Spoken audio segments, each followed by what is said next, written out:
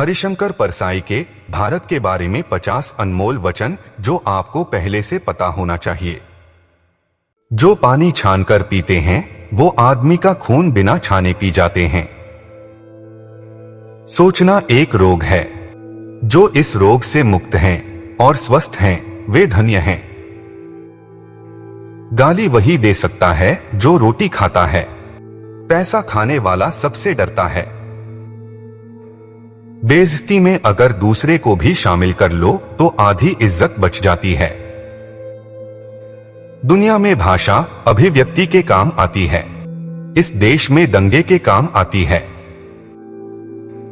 गरीबों के साथ धोखों का आविष्कार करने के मामले में अपना देश बहुत आगे है। जब शर्म की बात गर्व की बात बन जाए तब समझो कि जनतंत्र बढ़िया चल रहा है।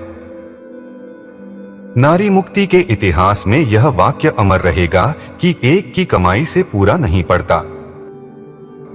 राजनीति में, साहित्य में, कला में, धर्म में, शिक्षा में अंधे बैठे हैं और आंख वाले उन्हें ढो रहे हैं। एक बार कचहरी चढ़ जाने के बाद सबसे बड़ा काम है अपने ही वकील से अपनी रक्षा करना। एक देश है, गणतंत्र है। समस्याओं को इस देश में झाड़ फूंक टोना टोटका से हल किया जाता है। सरकार का विरोध करना भी सरकार से लाभ लेने और उससे संरक्षण प्राप्त करने की एक तरकीब है। राजनीति में शर्म केवल मूर्खों को ही आती है। पुरुष रोता नहीं है, पर जब वो रोता है रोम रोम से रोता है। उसकी व्यथा पत्थर में दरार कर सकती है। सफेदी की आड़ में हम बूढ़े वह सब कर सकते हैं जिसे करने की तुम जवानों की भी हिम्मत नहीं होती। जब मैं प्राण त्याग करूंगा तब इस बात की आशंका है कि झूठे रोने वाले सच्चे रोने वालों से बाजी मार ले जाएंगे। जो गिरने वाला है वह नहीं देख सकता कि वह गिर रहा है। दूर से देखने वाला ही उसके गिरने को देख सकता है। आदमी की पहली आवश्यकता अन्न नहीं वस्त्र है। आदमी एक दिन भूखा रह सकता है पर नंगा नहीं रह सकता। आत्मविश्वास कई प्रकार का होता है, धन का, बल का, ज्ञान का, लेकिन मूर्खता का आत्मविश्वास सर्वोपरि होता है। निंदकों को दंड देने की जरूरत नहीं, खुद ही दंडित है। आप चैन से सोइए और वह जलन के कारण सो नहीं पाता। सबसे बड़ी मूर्खता है इस विश्वास से लबालब भरे रहना कि लोग हमें वही मान रहे हैं जो हम उन्हें मनवाना चाहते हैं। मुझे यह शिकायत है कि जिसने अश्रु गैस में देश को आत्मनिर्भर बना दिया उसे शांति का नोबेल पुरस्कार क्यों नहीं मिला। नशे के मामले में हम बहुत ऊंचे हैं। दो नशे खास हैं, हीनता का नशा और उच्चता का नशा, जो बारी बारी से चढ़ते रहते हैं। हमारे देश में सबसे आसान काम आदर्शवाद बघारना है और फिर घटिया से घटिया उपयोगितावादी की तरह व्यवहार करना है। दिवस कमजोर का मनाया जाता है, जैसे महिला दिवस, अध्यापक दिवस, मजदूर दिवस। कभी थानेदार दिवस नहीं मनाया जाता।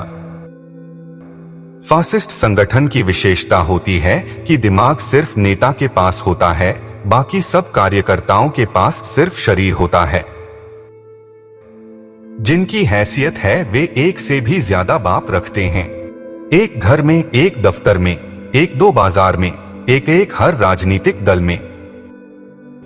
धन उधार देकर समाज का शोषण करने वाले धनपति को जिस दिन महाजन कहा गया होगा उस दिन ही मनुष्यता की हार हो गई। जूते खा गए, अजब मुहावरा है। जूते तो मारे जाते हैं, वे खाए कैसे जाते हैं। मगर भारतवासी इतना भुखमरा है कि जूते भी खा जाता है। हम मानसिक रूप से दोगले नहीं तिगले हैं, संस्कारों से सामंतवादी हैं, जीवन मूल्य अर्धपूंजीवादी हैं और बातें समाजवाद की करते हैं। इस देश में जो किसी की नौकरी नहीं करता वह चोर समझा जाता है।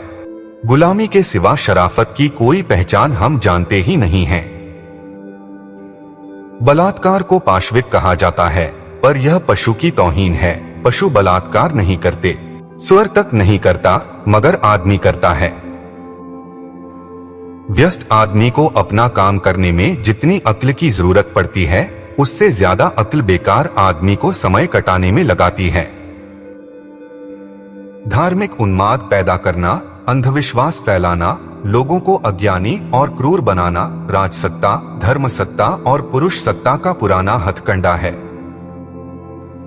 प्रजातंत्र में सबसे बड़ा दोष तो यह है कि उसमें योग्यता को मान्यता नहीं मिलती, लोकप्रियता को मिलती है। हाथ गिने जाते हैं, सर नहीं तौले जाते। बाजार बढ़ रहा है, इस सड़क पर किताबों की एक नई दुकान खुली है और दवाओं की दो। ज्ञान और बीमारी का यही अनुपात है हमारे शहर में। पुस्तक लिखने वाले से बेचने वाला बड़ा होता है, कथा लिखने वाले से कथावाचक बड़ा होता है, सृष्टि निर्माता से सृष्टि को लूटने वाला बड़ा होता है। चाहे कोई दार्शनिक बने, साधु बने या मौलाना बने, अगर वो लोगों को अंधेरे का डर दिखाता है तो जरूर वो अपनी कंपनी का टॉर्च बेचना चाहता है। हमारे लोकतंत्र की यह ट्रेजेडी और कॉमेडी है कि कई लोग जिन्हें आजन्म जेल खाने में रहना चाहिए, वे जिंदगी भर संसद या विधानसभा में बैठते हैं। इस देश के आदमी की मानसिकता ऐसी कर दी गई है कि अगर उसका भला भी करो तो उसे शक होता है कि किसी और का भला किया गया है। विचार जब लुप्त हो जाता है या विचार प्रकट करने में बाधा होती है या किसी के विरोध से भय लगने लगता है, तब तर्क का स्थान हुल्लड़ या गुंडागर्दी ले लेती है। जिसकी बात के एक से अधिक अर्थ निकलें, वह संत नहीं होता, लुच्चा आदमी होता है। संत की बात सीधी और स्पष्ट होती है और उसका एक ही अर्थ निकलता है। राजनीतिज्ञों के लिए हम नारे और वोट हैं, बाकी के लिए हम गरीब, भूख, महामारी और बेकारी हैं। मुख्यमंत्रियों के लिए हम सिरदर्द हैं और उनकी पुलिस के लिए हम गोली दागने के निशाने हैं। बच्चा, ये कोई अचरज की बात नहीं है। हमारे यहाँ जिसकी पूजा की जाती है उसकी दुर्दशा कर डालते हैं, यही सच्ची पूजा है। नारी को भी हमने पूज्य माना और उसकी कैसी दुर्दशा की तुम जानते ही हो। सबसे निरर्थक आंदोलन भ्रष्टाचार के विरोध का आंदोलन होता है। भ्रष्टाचार विरोधी आंदोलन से कोई नहीं डरता। एक प्रकार का यह मनोरंजन है जो राजनीतिक पार्टी कभी कभी खेल लेती है, जैसे कबड्डी का मैच। नाम बदलने से कुछ नहीं होता, बीमारी पेट के भीतर है, ऊपर मलहम चुपड़ने से दूर नहीं होती। लेकिन गमले में खेती करवा के खाद्य समस्या हल करने वाले नेताओं का ख्याल रहा है कि नाम से ही सब कुछ होता है। अब करना यह चाहिए, रोज विधानसभा के बाहर एक बोर्ड पर आज का बाजार भाव लिखा रहे, साथ ही उन विधायकों की सूची चिपकी रहे जो बिकने को तैयार हैं। इससे खरीदार को भी सुविधा होगी और माल को भी। साल भर सांप दिखे तो उसे भगाते हैं, मारते हैं, मगर नागपंचमी को सांप की तलाश होती है दूध पिलाने और पूजा करने के लिए। सांप की तरह ही शिक्षक दिवस पर रिटायर्ड शिक्षक की तलाश होती है सम्मान करने के लिए। अगर दो साइकिल सवार सड़क पर एक दूसरे से टकराकर गिर पड़े तो उनके लिए यह लाजिम हो जाता है कि वे उठकर सबसे पहले लड़े, फिर धूल झाड़े। यह पद्धति इतनी मान्यता प्राप्त कर चुकी है कि गिरकर न लड़ने वाला साइकिल सवार बुज़दिल माना जाता है, क्षमाशील संत नहीं। देश की आधी ताकत लड़कियों की शादी करने में जा रही है, पाव ताकत छिपाने में जा रही है। शराब पीकर छिपाने में, प्रेम करके छिपाने में, घूस लेकर छिपाने में बची पाव ताकत से देश का निर्माण हो रहा है।